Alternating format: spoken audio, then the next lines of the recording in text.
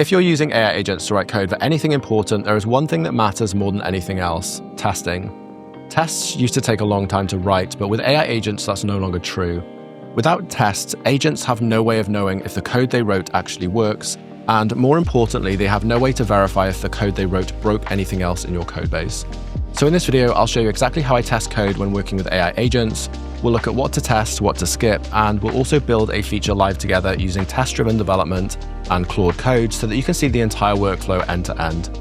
I'll give away all of the code, the resources, and the prompts free in the description below, so let's get into it. So testing is one of those topics that's really fundamental to writing good software. If you don't have any tests, you don't really have a way of verifying if your software actually works correctly. And if you think about any kind of software, there are so many things that could go wrong. There are so many different bits of logic and different rules as well. You can't manually test those things. It would be unreasonable to do that. There are just too many edge cases. So we need some kind of automated testing system to guarantee that our code is working correctly. When we're working with AI agents, it's particularly important because agents can write code that looks correct. It can work on first glance, but then it can break in ways you don't expect. And so if you have a set of tests, the agent can verify that everything is still working correctly. It gives an agent some feedback to work off. So here's an example or diagram you can take a look at. So an agent writes code. It then runs the tests. It sees something is broken, and then it can fix it. So this is a feedback loop for the agent. But if you don't have any tests, the agent is going to write code. It doesn't know if it's broken anything. It has no way to check other than maybe just kind of looking at the code, does it look correct? It has no way to verify that it actually works. And here are the two types of testing approach that you see commonly. So test after is where we write the code first, and then we write tests to verify that everything works. The other style is to do test first or test-driven development. This is where we write the test first. The test will describe what the code should do. Then we write the code to make the test pass. This is quite useful when it comes to AI agents in particular. So what we can do is we can write a test. We can run the test to make sure it fails. Then we can ask the agent to implement the minimal amount of code to make that test pass. And then we can tidy up the code or refactor it and improve it. This works really well with AI agents because you give them something very, very specific to focus on, and it can prevent over-engineering or writing code that is unnecessary. So you might be wondering how you go about doing testing with agents, and there are a couple of ways. The first simple way is just to say, use red-green-refactor or use test-driven development to implement the code. That will work. Most agents already know how to do this, but you could also find a library like this. So this is a great library, which I'll link in the description below. So this is a test-driven development skill. And you can see here, this skill is basically telling an agent to write a test before writing the code. A code base with good tests is an AI agent superpower. A code base without tests is a liability. The skill that I'm going to be using in the demo is basically very, very similar. It's the same thing. So build a feature by writing the test first. And then the first step is to write a failing test. Then we implement the logic, and then we simplify or improve the code. And then finally, we want to run the full test suite to verify that everything is still working. Okay, so let's see how this works in action. We're going to do a quick demo. We're going to add a new feature to an existing application. And the application we're going to be working on is this recruitment application, which I'm currently working on. What we have here is a lead generation application for recruitment agencies. It will scan the local area, search hundreds of job boards, and find all of the companies currently hiring in the local area, and this allows recruiters to find more business, essentially. But what we don't have right now is if I publish this to the internet, this will be available for anyone to see.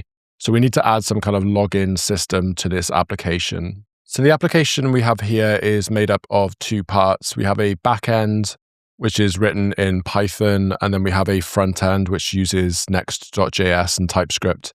So a pretty standard web application setup. So I already have a specification here. So what we're going to do is add a session-based authentication mechanism to this application. So basically, a user should be able to log in with an email and a password. They should also be able to log out at any time. The sessions are going to be stored in the database, and they're going to expire after 2 hours. We also have a bunch of protected routes as well. So the API endpoint should be protected, and any unauthenticated API request should get a 401 response. So you can see here, there's lots of stuff that we could potentially test. Notably, things like the application must protect against cross-site request forgery. This is the kind of security component that you actually do want to test, and so you want to make sure you've got a test for that. So there's lots of stuff to work with. And what I've done is I've broken this down into 4 specific phases so that we can demonstrate how this would work in a real application. So we've got unit tests in phase 1. So we're going to implement the session service. This is all going to be Python code, really straightforward, simple code that we can add unit tests for. In phase 2, we're going to add some API endpoints. So we're going to add API endpoints. We're going to do some integration tests here. And then finally, at the end, we're going to do some browser-based testing using a tool called Playwright. So these are going to be full browser tests right at the end in phase 4. So I already have some prompts prepared. So what we're going to do is move into Claude Code and start working on this. So in order to implement this, we're going to start with phase 1, and we're using this TDD skill. There's no magic here. This is just a prompt that says to use red-green refactoring and test-driven development. And it has a couple of bits of guidance around what to test and what not to test. But there is no magic here. It's pretty simple. So what we do is we read the spec and then we read the plan. We're going to implement phase 1, which is the auth service, and then we're giving a bit of guidance about what to focus on for the tests. So look at expiry logic, token generation, and password verification. We're also giving it an encouragement to think about what could go wrong. This is really useful to ensure that we're actually testing all of the possible things that could go wrong with this implementation. So let's go ahead and give this to Claude Code. All right, so what we're going to do, we're going to paste this into Claude Code and run it. Just before I do, let's go and quickly check what tests we already have. All right, so I'm currently in the backend folder, and I'm just going to go ahead and run the Python tests. So we currently have 11 tests currently, so we don't have too many. So this is our starting point right now. We have a couple of passing tests, but we don't have a lot. So let's kick off this phase 1. So we're going to go ahead and invoke the TDD skill, and then go and build the tests first, wait for the tests to fail, and then implement the code needed to pass the test. What I like about this approach is you can already see that Claude has already thought about the potential things that could go wrong. So Claude is now thinking about session expiry, token uniqueness. So I really like this approach because Claude is now thinking about the edge cases in our code that would maybe otherwise go unconsidered. So I think this is why this is such a great approach. So you can see here now that Claude is writing the initial tests for the auth service. We're writing unit tests here. So this is using the standard pytest library. So these are just unit tests. You can see here we're testing password hashing, session token generation, session expiry. And so what Claude should be doing now is running those and seeing that they fail. So you can see here, all the tests fail at import. So the tests are currently failing. And then we're implementing the minimal code. Then we're running the tests to make sure everything passes. You can see here that we've already caught an issue with library compatibility. So now Claude is going to fix that. And you can see here now we're going on to step 4, which is to simplify the code base. It's interesting. So this is actually quite a straightforward implementation, 29 lines. And so we don't really need to do anything here in terms of simplification. But now we're running the test suite and we have 25 passing tests. Everything looks good. And so now we can go and check out the implementation here. You can see here now we have the auth service implemented and we also have our tests. So phase 1 is complete. Claude followed the test-driven development cycle.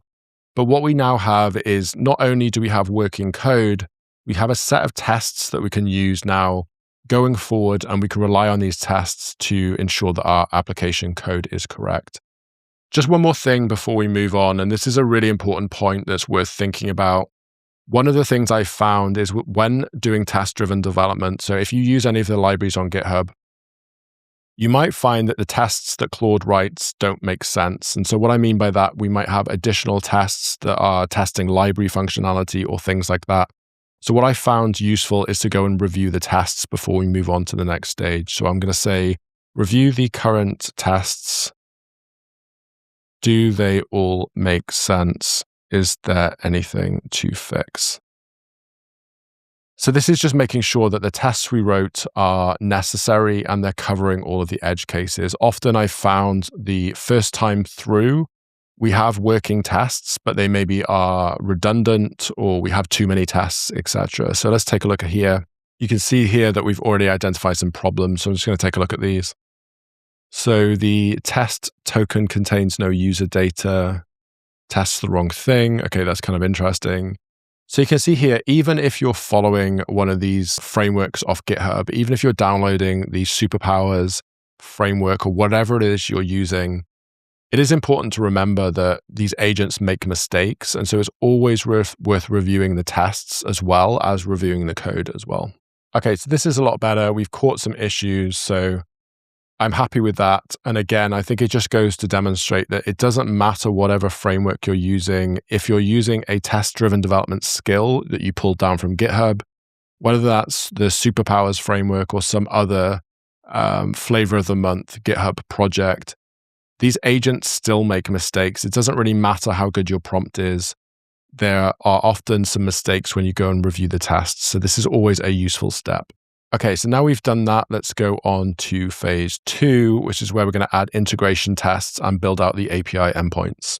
So I'm just going to clear the session. I'm going to run this second prompt. So we're going to go and implement phase 2.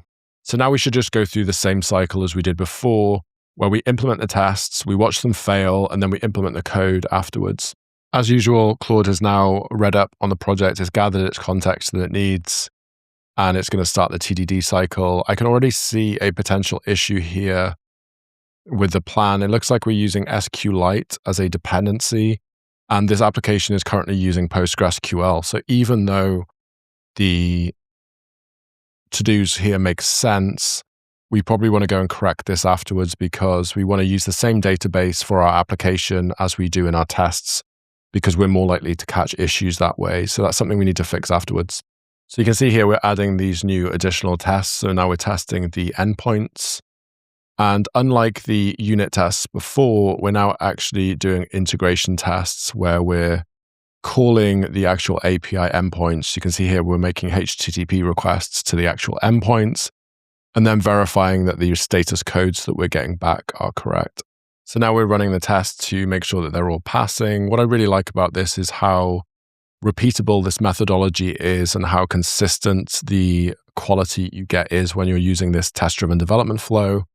And we're making sure that we have tests as we go. So it's a little bit more effort to follow this process, but the result is you have much higher quality code that is much easier to maintain over time. So this approach is more work up front, but it's well worth it. All right, all looks good. We have a couple of warnings here, which we might want to go and fix, but otherwise all looks good. All right, so the current code is using SQLite, but our production database is PostgreSQL. Can you switch to use PostgreSQL in the tests, please? And can you also review the tests we wrote and see if there's any improvements we need to make to our existing tests? So again, now we're just making some corrections because the first cycle through, we made some choices which we need to go and fix. And we're also just verifying that the code is, the tests we wrote are correct. All right, so you can see here now Claude's going through making some of these changes. So we're fixing the issue where we're using the wrong database type for tests. And it's also found a bunch of issues with the tests itself. So again, it just goes to show that it's always worth doing this second review. And even if you're following the perfect prompt, you'll often find it's worth doing a second review of the tests to make sure everything is good. Kind of interesting. So we did switch back from the SQLite database to PostgreSQL, and we already caught a real bug. So this is why it makes sense to test against the same database you're using in production. It's a really useful idea. All right, this looks good. So now we have 50 passing tests. Everything looks good. We're going to do the same cycle again and just quickly review the tests. Okay, so we did some changes to our tests. And what's really nice, you can see here, even just asking this simple prompt of just review the tests and see how you could improve them, we reduced the test run time from 4 seconds to 2.6 seconds.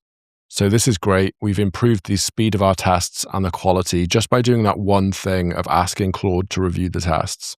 So here are the tests that we wrote in phase 3. You can see here we have a bunch of tests to ensure that when a user tries to access the endpoints, they get a 401 if they're not authorized. So this is exactly what we want. So again, I'm just going to clear out the session and then we're going to start again with phase 4. So now we're going to say implement phase 4 login page and auth redirects using Playwright end-to-end tests. So this is an interesting phase because we're going to add browser-based testing. So we're going to be doing end-to-end testing using a real browser. So just for reference, this is the library we're going to be using to do the browser-based testing. It's called Playwright. There are other options available, but this is a solid option. It allows you to do browser-based testing, and it's built well for AI agents as well. So this is a great library for doing browser-based end-to-end testing. So in phase 4, we're looking at the end-to-end scenario where we're essentially doing browser-based testing. But you can see here we're covering some of these important scenarios, like what happens after you log in, where do you get redirected to? And you can imagine if you were having to test these kind of things manually or allowing the AI agent to test it, well, you just wouldn't test it because there's too many things here to verify. And so this is why automated tests are so important, because you have a programmatic way to ensure that all of the behavior you expect is actually working correctly. Without this, the agent would not have a way to easily verify any of this, especially once you've exited the current session. Okay, so it looks like we've finished our phase 4. And so as you can see now, we've finished the browser-based testing, but we also now have the login screen working correctly. So let's just double check if this works. These are the credentials from the database for a test user.